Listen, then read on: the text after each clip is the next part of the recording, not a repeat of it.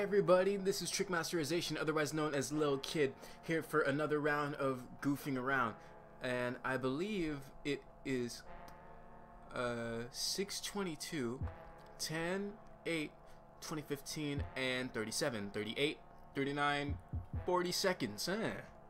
Yeah, I keep on time for you guys, don't I? Wait, anyway, how's everybody doing? Like, there are a couple of things I wanted to, check on a lot of people with, you guys can leave comments below for the, the few of you that, watch this, and don't expect too many people to watch this. I mean, it is just an update, it's a really intimate thing. If it weren't so intimate of a thing, then I wouldn't be, recording it, in my room, with my raggedy self and my weird sketchy lighting. But you know what? It's whatever.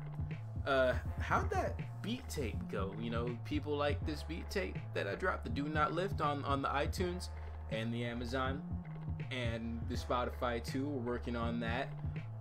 Yeah, man, I had a lot of fun making that beat tape, and those aren't the last you're gonna hear of those beats, because I'm gonna be doing something very special with them, and I hope you all vibe to it.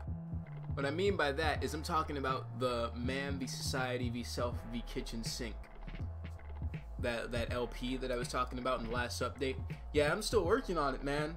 Though, like, y'all don't know, man, I'm still grinding. The one thing though is that it takes a lot of time and money to make some quality stuff. But you know what?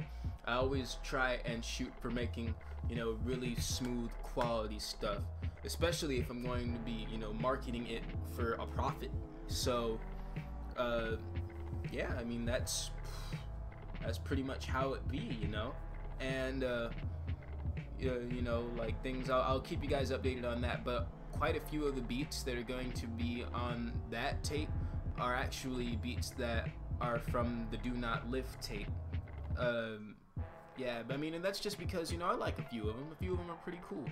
In fact, I happen to like all my beats. There's not a single beat I make that I don't like at the end of the day. I'm always kind of satisfied with my work, to some extent or another. But you know what, that's neither here nor there. I got a couple of other short updates.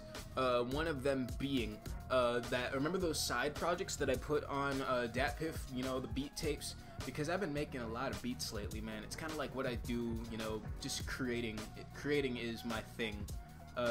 If I never really have time to be in the studio, I'll, make a beat, or if I really want to record over something, I'll do a lo-fi recording, and that'll just be it. I always tell people that you don't always have to have a super expensive mic to get the job done. Sometimes you really own, like there are people that record stuff in their basements and in their bedrooms with their really crappy mics, and they make it work. They make it work. I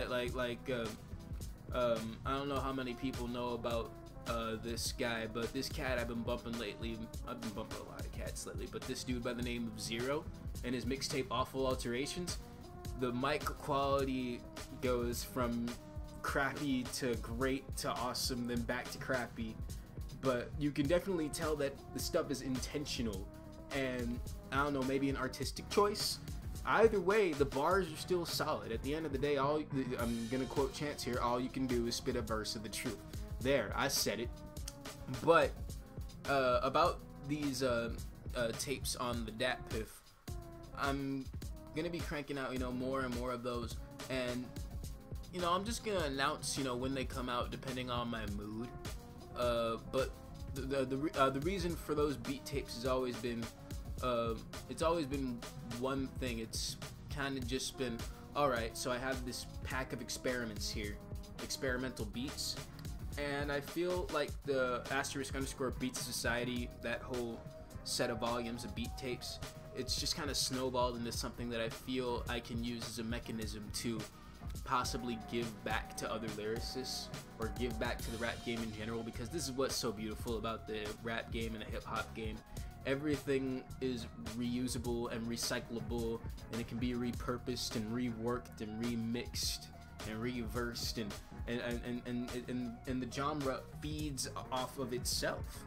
And so I'm glad to you know, have people, you know, bump some of my experiments, whether they're, you know, just to rap to, or, you know, beats that just stand on themselves, because there are a lot of beats out there that are really, really good, and you gotta appreciate the artistry in it. There are some beats that I just kind of keep in my iTunes, a lot of them actually, where I just kind of listen to them and vibe out, and, you know, just take it all in as a composition of music by itself, you know.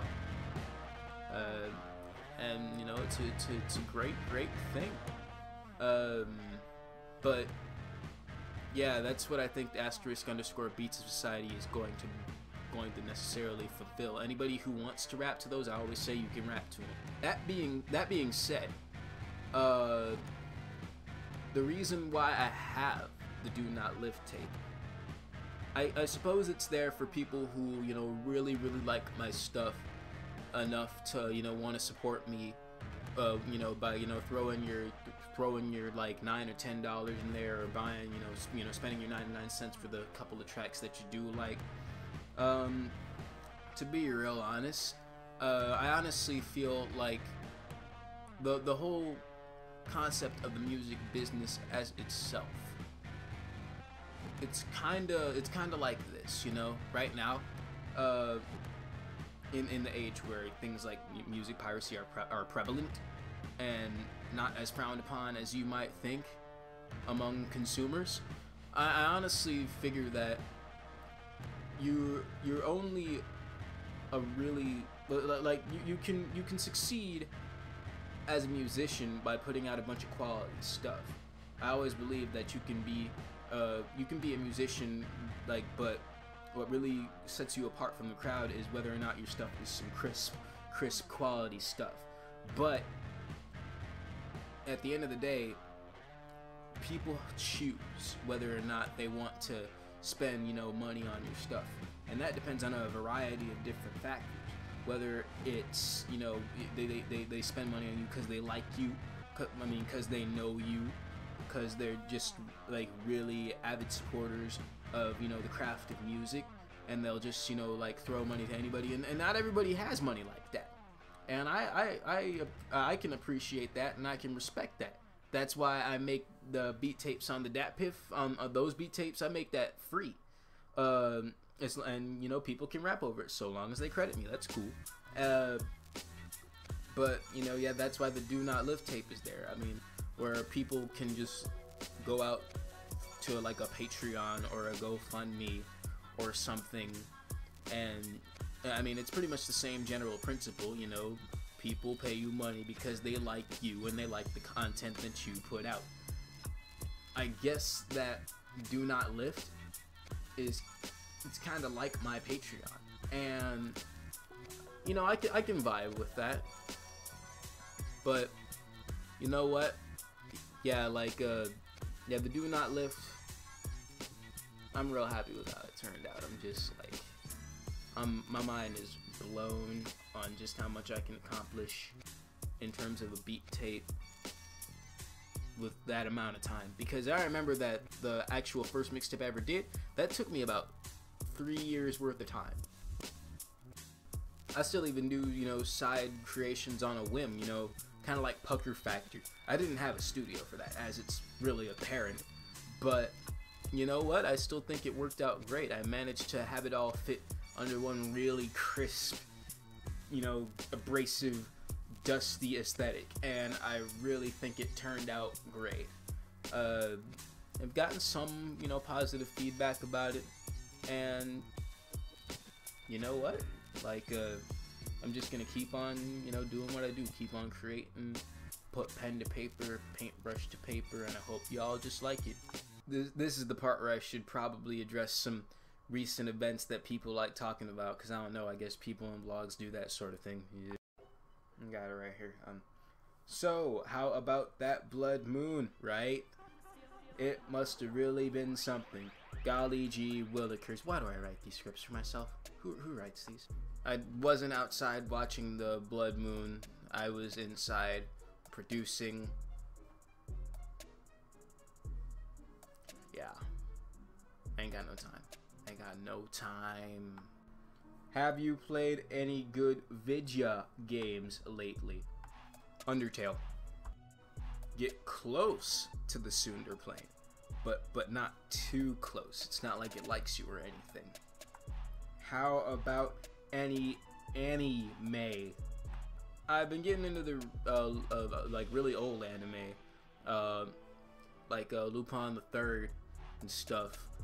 But I've also been getting into the newer version of Lupin the Third, the one that focuses pretty much around the female lead, the so-called Bond girl, Fujiko Mine.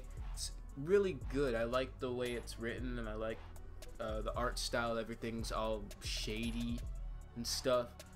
In fact, all the animes I've been watching, at some point or another, I've just kind of flipped because I felt like it at one point or another. You know, just I flipped Cromarty High. I've already flipped B Got a HK. I flipped Fujiko Mine. I think I flipped Hidamari Sketch for for the opening of this thing. Yeah, I mean, I guess everybody gets their flip inspiration from somewhere, and they flip their, they flip their things. They have certain genres and stuff that they flip. It seems that most of my flips nowadays have come from either anime or some kind of like jazz and stuff. Get your samples cleared, kids, otherwise you'll produce 110 bars worth of get your ass sued. Couple more quick things before I end this. Look out for some work by like some members of Lost in 312. You know, I keep tabs on them, well, because I'm part of the group. But Caveman, he's cranking out some pretty awesome beats lately. We got Alias and his Man of Many Masks EP. He said he's gonna be dropping that soon, to my knowledge. And also keep on the lookout for all the like the members of Lost in 312. We're going to be working. We're gonna be working on a tape, like a full-length mixtape, which is gonna have all of us in it. And yeah, I'll keep you on that later, but right now I'm just going to drop that while it's hot. But that's all I got for now. So as always, always asterisk, always underscore, sometimes hashtag, and never backslash. Good day.